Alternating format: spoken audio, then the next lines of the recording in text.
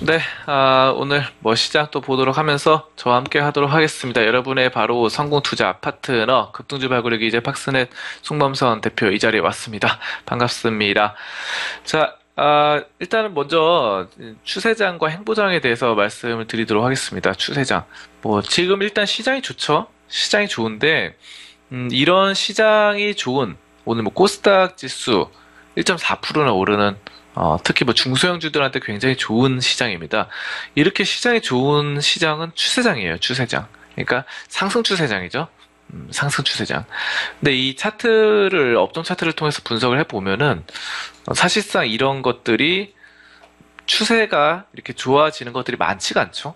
음, 대부분이 이렇게 추세가 좋아졌다가 뭐 이렇게 하는 것들이 크게 많지가 않아요. 왜냐? 횡보장이 더 많습니다, 여러분들. 좀 시장을 크게 보자고요. 시장을 크게 보시면은, 지금 보시면은 이 코스닥 지수인데, 코스닥 지수가 이때는 추세장이 명확합니다. 자, 그래서, 추세장이 명확하게 보일 때가 있다. 하지만 또 추세장이 아닐 때가 있다는 것이죠. 추세장이 알 때. 추세장이 알 때 또 힘들어질 가능성이 있다라는 것입니다. 그래서 시장에서는 보통 평균적으로 이 80%는 이 횡보장으로 보고 있어요. 횡보장. 횡보를 80% 한다. 그리고 20%가 추세장으로 보게 됩니다. 20% 추세. 그래서 80%의 횡보와 20%의 추세가 있다라는 점인데, 추세 매매 전략은 이 장기 보유 전략보다 훨씬 적을 수 있다는 것입니다. 위험이 적을 수 있다라는 점, 우리가 알 수 있겠다라고 말씀드리겠습니다. 장기 투자는 하락장이 와서 이 주가가 바닥을 향해서 곤두박질 칠 때, 이 하루가 다르게 총 자산이 감소하는 것을 지켜볼 수밖에 없지만, 이 추세 매매자는 재빠르게 청산하고 나오면 그만입니다. 또한 이 온 세상이 주가 하락으로 괴로워할 때 하방에 진입해서 또 돈을 벌 수 있습니다.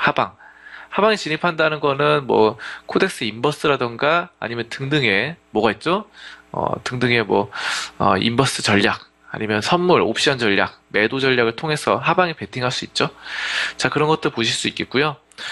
그래서 이런 것들 양쪽으로 돈을 벌 수 있는데 어쨌든 추세장 보실 수 있겠고, 또 재무제표나 시장의 이 천정과 바닥 뭐 이런 것들 정확하게 포착하고 또 각종 시세판의 미묘한 뉘앙스 읽어내기 등은 전혀 고민할 필요가 없다라는 것입니다.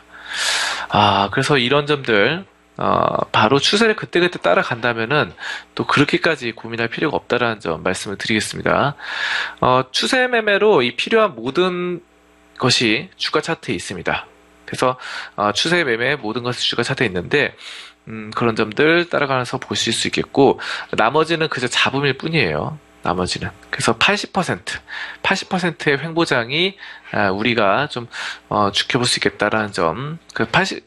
횡보장이 중요합니다. 결국은 횡보장. 그래서 차트를 또 점검하고 추세를 발견해서 추세가 시작되면은 진입을 했다가 추세가 끝날 때 또 빠져나오면 그만이다. 라는 점 말씀드리겠는데요. 그래서 추세를 따라가는 사람들은, 뭐, 잘 되면 좋겠지만, 문제가 또 횡보장이 80%라는 거, 아까 말씀드렸다시피, 횡보장이 80%라는 것 때문에, 횡보장이 길어지면 굉장히 또 힘들어질 수가 있어요. 횡보장이 길어지면 힘들어진다.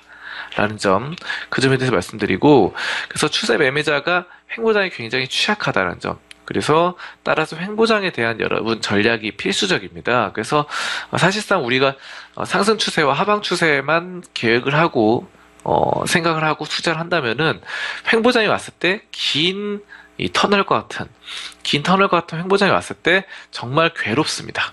할 게 없어요. 손가락만 빨고 있어야 됩니다. 그래서 위로 올라가는 쪽으로도 걸 수 없고 밑으로 내려가는 쪽으로도 걸 수 없고, 그래서 횡보장에 대한 전략을 우리가 세워야 된다. 라는 점 말씀드리고요. 횡보장에 대한 전략은 양매도를 대표적으로 들 수 있습니다. 양매도. 그래서 양매도 같은 경우는 그 선물 옵션 전략이죠. 선물 옵션에서 바로 양쪽으로 매도 전략을 취하는 거예요. 그래서 한쪽으로 한쪽으로도 매도하고 올라가는 쪽으로 매도하고 떨어지는 쪽으로도 매도한다. 그렇게 되면은 어느 쪽으로 움직여도 크게 손실과 수익을 볼 수 없다라는 점입니다. 그래서 이런 것들 보실 수 있겠고, 어쨌든 이 양매도 전략. 근데 중요한 것은 양매도라는 게 이제 올라오고 떨어지는 그런 것들을 둘 다 수익을 볼 수 있는데, 중요한 것은 시간 가치. 이 시간 가치를 또 벌 수가 있거든요. 그래서 오래 횡보가 지속된다. 오래 횡보가 지속된다라고 했을 때는 또 시간 가치만큼 수익을 낼 수가 있습니다. 그래서 우리가 이런 점들, 시간 가치만큼 수익 낼 수 있다라는 점을 알아두셔야 되겠고요. 네, 그래서 이제 횡보장에 대한 정확한 분석이 필요하다. 횡보장에 대한 정확한 분석이 필요하다는 점 다시 한번 강조를 드립니다. 자, 그래서 추세 분석, 지표를 또 월봉이나 주봉, 일봉이 아닌 분봉을 끊어서 또 짧게 만약에 끊어서 뭐 진입과 청산, 뭐 매수, 매도를 결정한다면은 이 박스권 매매에 능히 대처할 수 있다라는 점. 그래서 우리가 사실상 전략을 세울 때 추세장과 횡보장 둘 다에 대한 전략을 따로따로 세워야 됩니다. 그래서 양쪽 시장에 대해서 종합적인 그런 점들이 필요하다. 종합적인 대처가 필요하다라는 점 말씀을 드리겠습니다. 자, 그렇게 보시면 되겠고요. 그 다음에 이 버핏의 관점, 시장 예측에 관한 버핏의 관점 말씀드리도록 하겠습니다. 일단은 뭐 버핏 같은 경우는 정치와 경제 이쪽에 대한 예측을 무시할 것이라고 밝혔습니다. 그래서 예전부터 무시를 했어요. 예전부터 시장 경제라는 게 뭐가 있죠? 경제가 어떻게 될 것이다. 앞으로 경제가 올라갈 것이다. 떨어질 것이다. 이거를 무시를 하겠다라는 것입니다. 그래서 바로 또 정치적인 부분에 의해서 시장이 많이 움직이죠. 시장이 많이 움직이는데 이런 부분도 예측할 수 없다라는 것이고, 경제적으로 시장이 움직인 것도 예측을 할 수가 없다라는 것입니다. 그래서 이들은 이제 투자와 사업가의 경계를 무너뜨리는 이 값비싼 요물이라고 했습니다. 이들이 뭘까요? 바로 정치와 경제에 대한 미래 예측이죠. 이런 것들 값비싼 요물이다라는 것이고요. 그래서 베트남전 확대, 그리고 임금과 가격 통제, 두 번의 뭐 석유 파동, 그리고 대통령 탄핵, 소련의 해체되고 러시아가 됐죠. 그리고 다우지수의 하루 동안에 508포인트 폭락, 이런 것들이 예측을 할 수가 없어요. 또한 뭐가 있었습니까? 타이타닉의 침몰 같은 것들 어떻게 예측을 합니까? 타이타닉이 이제 그 당시에 예전에 이렇게 가다가 갑작스럽게 침몰을 했습니다. 침몰하고 그 당시에 엄청난 주가가 떨어졌어요. 미국 시장에서. 이런 것들 도저히 예측을 할 수가 없습니다. 이런 것들은 변수가 큰 것들이에요. 그래서 이런 것들 예측할 수 없다라고 했고, 변수가 워낙에 다양하게 양사방에서 종합적으로 다가오기 때문에 이런 점들은 우리가 예측하지 않겠다라고 했습니다. 그래서 5년 이상 사실상 장기 투자를 선호합니다, 버핏이. 근데 이제 버핏은 5년 후에 일어날 수 있는 상황들을 전혀 예측할 수가 없었던 것이에요. 여러분도 마찬가지죠. 우리가 5년 뒤에 누가 뭐 어떻게 될지 어떻게 합니까? 사실상 뭐 경제적인 부분, 정치적인 부분, 당장 한 달 뒤에 있는 이번 대선 후보 누가 대통령이 될지도 모르잖아요, 사실. 지금 뭐 막상 막하로 막 움직이고 있는데 누가 대통령이 될지도 모르는 그런 상황에서 어떻게 5년 뒤에 또 어떤 사람이 또 대통령이 될지, 이번 대통령 말고 다음 사람이 어떤 대통령이 될지, 이런 것도 절대 예측을 할 수가 없습니다. 불과 5년 전까지만 해도 뭐 김무성 후보라던가, 예전에 김무성 씨라던가, 아니면은 뭐 반기문 전 유엔 사무총장, 이런 사람들이 굉장히 좀 유력했습니다. 그 당시에 지지율도 높았고. 하지만 전혀 상황이 변수가 생기고 틀어지죠. 그렇습니다. 뭐 예를 들어서 최순실 게이트, 이런 것들이 전혀 누가 5년 전에 예측할 수 없었어요. 그러면 우리가 투자를 시작할 때, 뭔가 투자를 시작하는데 투자를 시작해서 어떻게 5년 뒤를 예측할 수 있느냐, 그런 것들이 문제가 되는 것입니다. 아무것도 예측할 수 없어요, 5년 뒤. 그렇기 때문에 어쨌든 5년 뒤는 예측을 하지 말자. 예측하지 말고 그냥 따라가자. 그냥 종목만 보자. 경제 상황은 예측할 수 없다. 근데 5년 뒤를 예측할 수 있는 거는 근데 어떻게 투자를 하냐면 5년 뒤에 그래도 이 종목 상황은 좀 예측을 할 수 있습니다. 종목이 원래 내재 가치가 좋고 그런 종목이다라고 했을 경우는 그래도 5년 뒤에 그 내재 가치만큼 주가가 반드시 실적 가치에 회귀하기 때문에 그 내재 가치만큼 올라갈 수 있다라는 점, 그 점에 믿고 투자를 하는 것이죠. 네, 그렇습니다. 자, 그래서 이렇게 변수들이 굉장히 많은데 5년 뒤에 갑작스럽게 일어나는 변수들이 많은데 이런 놀랍게도 이런 거대한 사건들조차 바로 예전에 있었던 그 벤저민 그레이엄의 현명한 투자자, 이 그레이엄의 가치 투자 원칙에는 전혀 영향을 미치지 못했다라는 것이에요. 자, 그래서 합리적인 가격에 산 좋은 주식은 이 무서운 사건이 터져도 좋은 수익을 보여주었다라는 것입니다. 만약에 우리가 알지 못하는 두려움 때문에 투자를 연기하거나 행하지 않았다면 그 대가가 얼마나 컸을까요? 그렇습니다. 두렵다고 해서 투자를 하지 않는다. 라고 하면은 그 엄청난 수익들을 다 포기하는 것이에요. 다 포기하고 아무것도 할 수가 없게 됩니다. 아까운 거죠. 돈을 벌 수 있는 기회를 놓치게 되는 것입니다. 그래서 그렇기 때문에 투자를 안 할 수는 없어요. 투자를 안 할 수 없지만, 하지만 그렇다고 해서 경기 상황을 예측하고 경제 상황을 예측하고 이렇게 할 필요는 없다라는 것입니다. 경제 상황과 경기 상황을 특별히 예측을 하실 필요는 없다. 바로바로 그 종목 상황을 포착하고 접근하면 충분하다. 이렇게 말씀을 드리겠습니다. 자, 그래서 실제로 가장 폭락이 또 심했던 이 IMF나 서브프라임 때 어땠습니까? 이런 것들 예측하기 힘들었죠. 그래서 이럴 때 투자를 안 했다고 한다면은 큰 수익을 거두기 힘들었어요. 근데 결과적으로 본다면은 IMF나 서브프라임 이때가 바로 가장 투자의 적기였습니다. 가장 투자의 적기였다. 이렇게 말씀드리겠고, 자, 그래서 5년 뒤나 10년 뒤에 또 이런 엄청난 사건들이 일어날 거예요. 엄청난 사건들이 갑자기 일어납니다. 갑자기. 아까 말씀드렸던 거 뭐가 있죠? 갑자기 폭락이 생길 수도 있고, 유럽 시장이 안 좋아질 수도 있고, 대통령 탄핵 같은 부분도 갑작스럽게 일어났죠. 그리고 경제적인 부분, 또 석유 파동, 석유값이 엄청나게 급등과 요란을 떤다.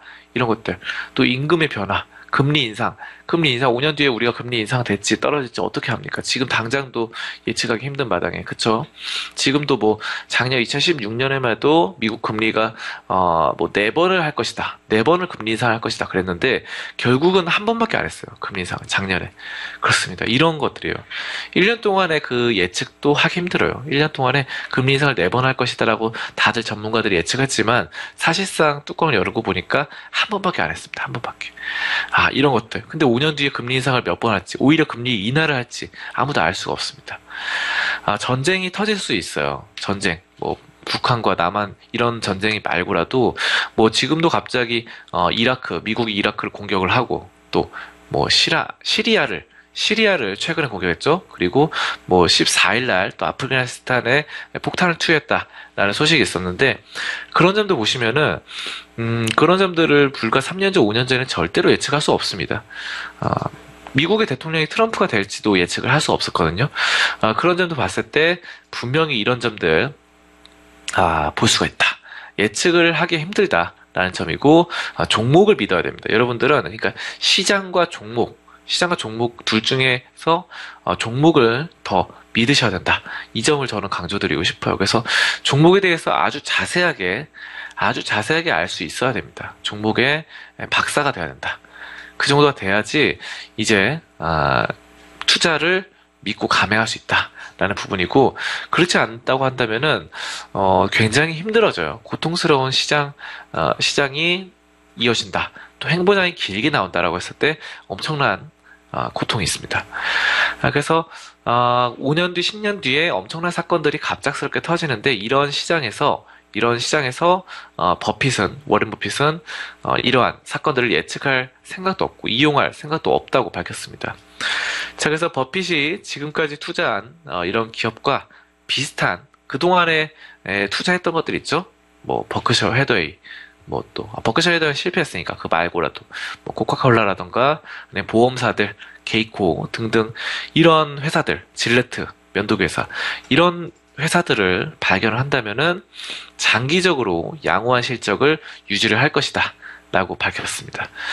자, 그렇습니다. 그래서 결국은 기업을 보통 버핏이 투자를 한 것이 한 종목당 8년 이상이에요. 8년 이상. 통계를 내니까 8년 이상. 근데 8년 전에는 처음 투자할 때는 이 회사가 8년 뒤에 어떻게 될지는 정확히 모릅니다. 그리고 8년 뒤에 경기 상황이 어떻게 될지도 모르고 정치적인 상황이 어떻게 될지도 몰라요. 그렇기 때문에 8년 뒤를 생각한다면은 결국은 믿고 접근할 수 있는 것은 이 기업의 장기 전망성, 또 경영자가 어떤지, 또 이런 것들, 또 실적 가치가 어떤지, 이 산업이 어떤지, 산업도 중요합니다, 여러분들. 산업을 모르고 그냥 한다면은 사양산업에 섣불리 접근했다가 버크셔 해더웨이 사례처럼 크게 물리는 수가 있어요. 크게. 결국은 섬유산업 이런 것들, 섬유산업 계속 적자라고 하니까 결국은 철폐했죠, 버핏이. 그런 것들을 보실 수가 있습니다, 여러분들. 그래서 산업도 분석을 해야 된다. 근데 결국은 그거예요. 그래서 우리가 투자에는 두 가지 방법이 있는데 탑다운 방식과 바텀업 방식이 있죠. 탑다운. 위에서 위에서 시장을 먼저 보고 종목을 투자하는 방식이 있고, 바텀업. 밑에서 종목을 보고 시장으로 올라가는 방식이 있는데, 결국은 버핏이 강조하는 것은 뭐냐면은 탑다운 방식이 아니다. 탑다운은 뭡니까? 바로 시장을 먼저 보고 종목을 보는 것은 필요 없다. 종목을 먼저 보고 시장을 봐야 된다. 이것입니다. 그리고 버핏은 여기서 한 술 더 나가서 시장 자체를 볼 필요도 없다. 이렇게 말한 거예요. 그냥 종목만 보면 끝이다. 근데 중간에 시장까지 가는 중간에 산업이라는 게 있거든요. 산업. 그래서 종목을 먼저 보고 그 다음에 산업을 봐야 된다. 산업 봐야 된다. 산업은 왜냐하면 사양산업, 섬유산업이라는 거 이런 것들은 좀 사양산업인데 그런 것들을 투자했다가 그 버크셔 해더웨이 같은 경우가 크게 물렸으니까 산업 정도는 봐야 되고, 좀 그렇다고 너무 미래산업을 보면 안 됩니다. 그랬어요. 너무 미래산업 같은 경우는 그 고평가됐을 경우가 많거든요. 고평가. 그래서 만약에 장기 투자자를 한다면은 너무 미래산업은 좀 그래요. 너무 고평가되어 있으니까.